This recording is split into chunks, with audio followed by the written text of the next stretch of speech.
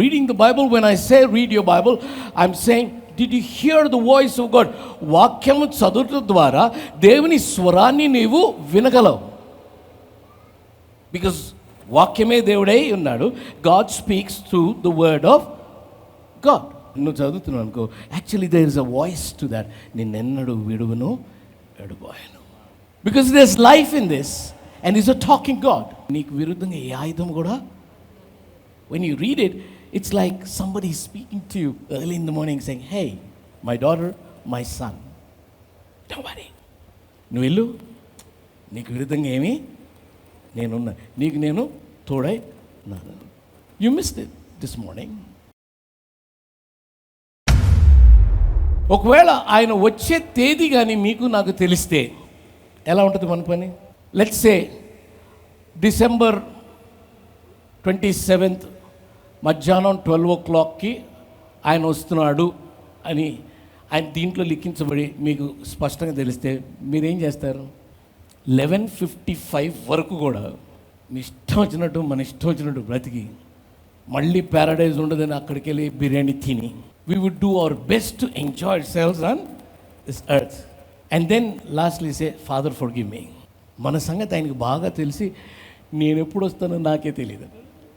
భలేవాడు యేసయ్య, భలేవాడు. Is an omniscient God, సర్వజ్ఞాని, omniscient God, and he knows everything. He's present everywhere and he knows, all knowledgeable God. నువ్వు ఎక్కడున్నా ఆయన అక్కడున్నాడు. నువ్వేం ఆలోచిస్తున్నా ఆయనకి తెలుసు. నీ పెదవి పైకి అది రాకముందే ఆ మాట ఆయన ఎరిగి ఉన్నాడు. ఈ రహస్య రాకడ ఎప్పుడు వస్తుంది? రకరకాల థియరీలు ఉన్నాయి. ఈ రహస్య రాకడ వచ్చాక 7 ఏళ్ల శ్రమల కాలం ఉంటుంది. There will be tribulation. There is another theory, శ్రమల కాలం ప్రారంభమైన తర్వాత మధ్యలో వస్తాడని. ఇంకో థియరీ ఉంది, పోస్ట్ ట్రిబ్యులేషన్ అంటారు, ఆ శ్రమల కాలం అయిపోయిన తర్వాత వస్తాడని. రకరకాల థియరీ. అందరూ కూడా బైబిల్ గ్రంథం నుంచే వాక్యం తీసి చెప్తారు. వాళ్ళందరూ చెప్పేది ఒకటే మాట, ఆయన వస్తున్నాడు. పక్కన చెప్పి ఆయన వస్తున్నాడు. శ్రమల కాలం ముందు వస్తాడో, మధ్యలో వస్తాడో, నువ్వు తింటున్నప్పుడు వస్తాడో, పండుకున్నప్పుడు నీకెందుకు? నువ్వు రెడీగా ఉన్నావా? పక్కన ఎప్పుడు వస్తే నీకెందుకు? ఇప్పుడు మీరు జంగల్ సఫారీకి వెళ్ళారు, ఆఫ్రికన్ జంగల్ సఫారీకి వెళ్ళారు అనుకుందాం. సో వాళ్ళు ఏం చెప్తారంటే, last bus is in the evening అంటాడు. టైం చెప్పాడు, last bus is in the evening. సాయంత్రం లాస్ట్ బస్సు తిరిగి, లాస్ట్ బస్ మిస్ అయితే ఇప్పుడు సాయంత్రం ఈజ్ ద లాస్ట్ బస్. దానికి ఒక సిగ్నల్, డ్రైవర్ టీ తాగగానే బస్సు కదులుద్ది అని చెప్పాడు అనుకోండి. మీరు ఎక్కడ ఉంటారు? సత్యదేవుడు. ఇప్పుడు మీరు బస్సు దిగి లోపలికి అంతా వెళ్ళి తిరిగి రావాలి. ఆడేం చెప్తున్నాడు? సాయంత్రం బస్సు వెళ్ళిపోద్ది అంటాడు. సాయంత్రం కదా అని మీ మైండ్లో ఉండొచ్చు, కానీ ఒక సిగ్నల్ ఒకటి ఉంటుంది, సైన్, డ్రైవర్ టీ తాగిన వెంటనే బస్సు కదులుద్ది అన్నాడు అనుకో. మీరు అటు వెళ్ళి అయి చూస్తారా, ఈడు పక్క నుండి ఈ టీ ఎప్పుడు తాగుతాడో చూస్తారు మీరు. సఫారీ సంగతి దేవుడికి ఎరుగు, ఈడు టీ తాగుతున్నాడా లేదా అనేది. Our focus will be not on that. Will be watching for the sign. వాడు తాగక ముందే ఎక్కి కూర్చునే వాళ్ళు ఉంటాడు. ఎందుకన్నా మంచిది, తర్వాత సీటు దొరకకపోతే, ఎక్కపోతే, ఓవర్లోడ్ అయిపోయిందని తీసుకెళ్ళకపోతే ఎందుకు వచ్చిన గొడవ. మా అన్న నడిచారు, ఆయన అసలు దిగనే దిగడు బండి.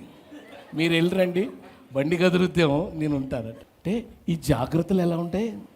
తిరిగి ఇంటికి వెళ్ళాలి, ఇక్కడ మనం మిగిలిపోతే మనం అయిపోతాం అని తెలిసి వాడు టీ తాగే వరకు పక్క నుండి జాగ్రత్తగా వాడు ఇట్లా కప్పు పట్టుకొని లోపలికి వెళ్ళిపోయి కూర్చుంటారు.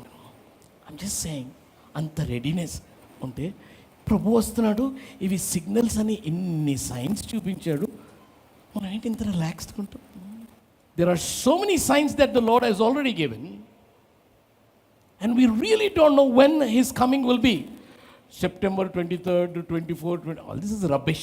ఎవరన్నా మీకు యేసయ్య పలానా డేట్ని వస్తున్నాడు అని చెప్తే వాడు యేసయ్య మనిషి కాదు, వాడు దెయ్యం మనిషి. ఎందుకంటే బైబిల్లో క్లియర్గా రాసి ఉంది, నాకు తెలీదు. వీడికి ఎట్లా తెలుస్తుంది? అంటే ఈయన తండ్రా? కాదు కదా. మనకి రాయనివి, బైబిల్లో రాయని చెప్పకూడదు, అనవసరమైన వాటి జోలికి వెళ్ళదు. ఆయన ఏం చెప్పాడు?